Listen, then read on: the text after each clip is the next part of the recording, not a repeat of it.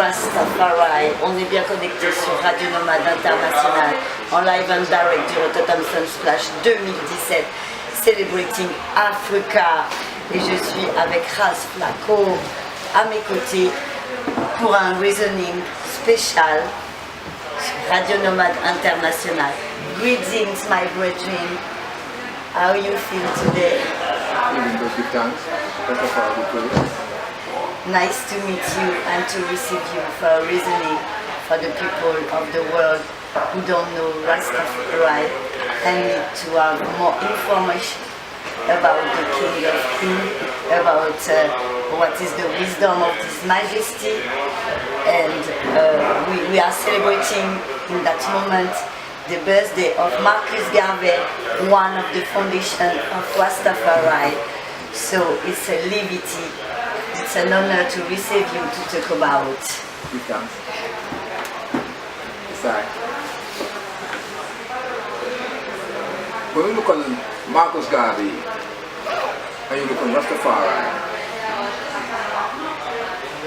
it is empowerment of African people and people in the diaspora.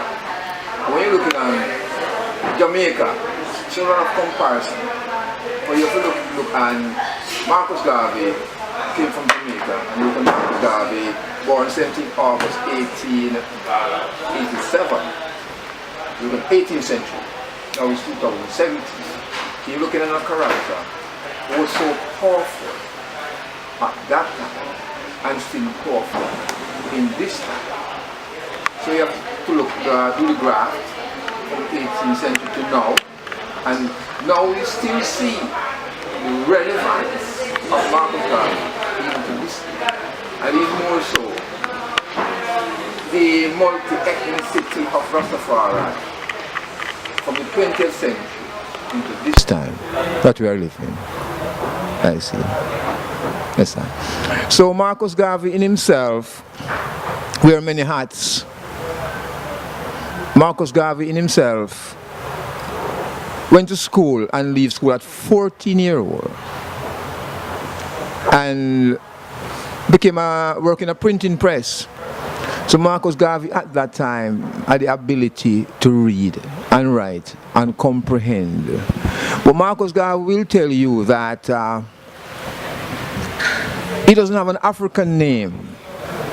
First name is Marcus, second name is Garvey.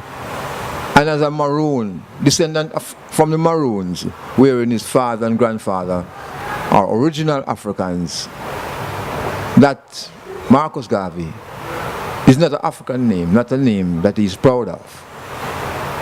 But he didn't have any choice. So you see the rebelliousness of Marcus Garvey, having looking on his name, having looking on his father and grandfather, knowing that the Maroons themselves are warriors. They are fighters. So Marcus Garvey came, revived the ancestral spirit within him, which is the Maroon revolutionary spirit, and declared openly a black liberation struggle, wherein those in his era were very much afraid even to speak of racial consciousness. Because you're looking at colonial Jamaica, wherein the Africans were very much deprived and very much were searching for an identity, and some of them would say we're lost within the colonial era. But Marcus Garvey was the one who was well read, who learned about other societies, who traveled a lot, who read the Bible too. You know, because Marcus Garvey himself is a religious person who could have read the Bible for himself and realizing that these inferior things that they have on black people need fixing, need somebody to speak up about it, and not only speak, somebody who need to organize themselves. So Marcus Garvey was so brilliant to see the needs to create a mass movement now, which we know as the Universal Improvement Association, UNIA, and the Africa Communities League, which you would say, how did he do it? what was the mindset of Marcus Garvey? Well, Marcus Garvey, we learned stories of Marcus Garvey, you know, when he was small and his father was digging a pit. You know, maybe in like a toilet pit or something, and Marcus was there digging with his father. And his father said, Marcus, you know, go down the ladder and I want you to do something further down in the pit. Marcus was there digging. When Marcus realized the ladder was gone, his father took the ladder out. So God was there hoping and praying that his father would return for him during the course of the night. His father didn't come back until way the next morning. Marcus Garvey was very much relieved, but his father said, that is a lesson, you need to be strong. And you need to stand alone and don't depend on anybody. And don't trust anybody either, not even me. I could have leave you alone in there and don't come back for you. What would you do? So Marcus Garvey himself developed a very, very strong character from youth. And you find that within human nature, people have weaknesses and fears and wondering if they should do this. But Marcus Garvey was so focused. He knew exactly what he wanted to do. So when he created UNIA, ACL, and remember, those organizations was not created in Jamaica. They were created in the USA in the time of changes in the USA, you know, but Marcus Garvey. So when Marcus Garvey say, look and go US, and even in Jamaica, and him say, where is my king? Where are my leaders? Where are my people of grand affairs? And he looked around. He didn't see any. He said, I, Marcus Garvey, will create them. And you're looking at the capacity of a man who decided to create things from scratch. So you know that the UNIA was global entity, and UNIA was in Harlem. And you know Harlem, you know, with the Nurses League and with these uniform people, these marching bands, you're looking at the heart of America. But you'll have like a Booker T. Washington, who had encouraged Marcus Garvey to come to the US, you know, early days. But unfortunately, Booker T. Washington died before Marcus Garvey reached US. So even then, Marcus Garvey did not have a shoulder to lean on. No one to guide him or encourage him. So he was so strong. So when Marcus Garvey look and him say, we can use a word and say, up you mighty race, you can accomplish what you will. He realized that it is the mental capacity of people who sometimes decide to accept their lot in poverty, in poor living conditions. You know, like they will tell you about the curse of Ham biblically, and in Jamaica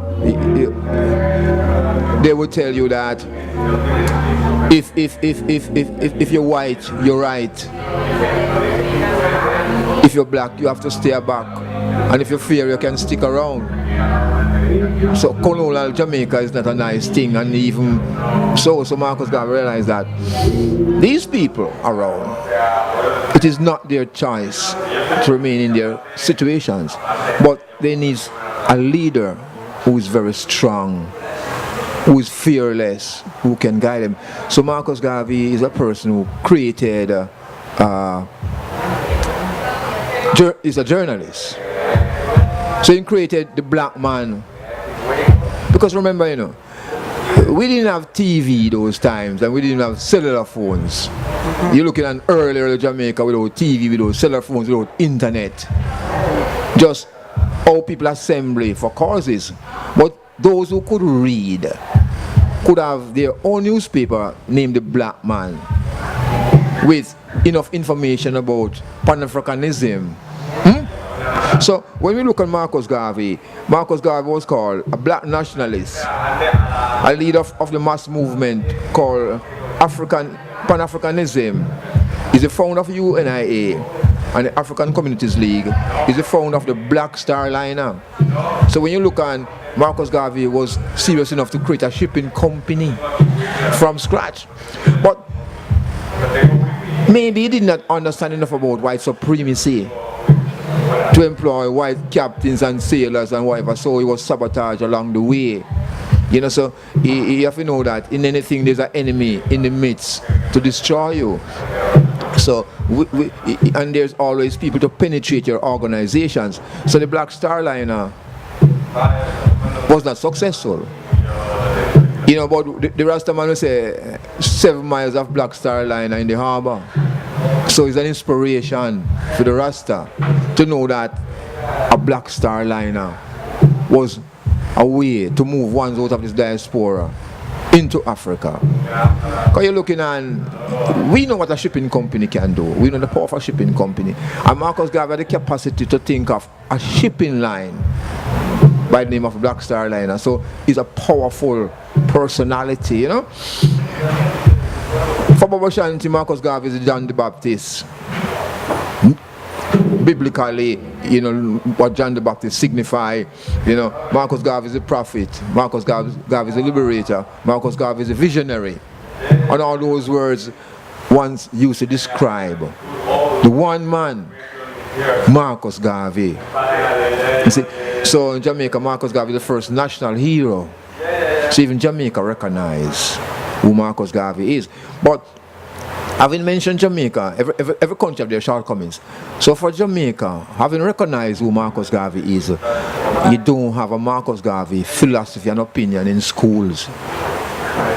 You don't have that. So how people will be inspired by Marcus Garvey more in this generation if the literature is not available to them from a young age? So it's for I and I duty to preserve the legacy of Marcus Garvey by educating ones and ones who don't know about Marcus Garvey. Right, big volumes of books, you know. So he was not sitting down there, he had Amy Jakes Garvey who could write. So Marcus Garvey, within himself, he had his assistants who were able to help him and see. And then you're looking at the balance of Marcus Garvey, the female side now.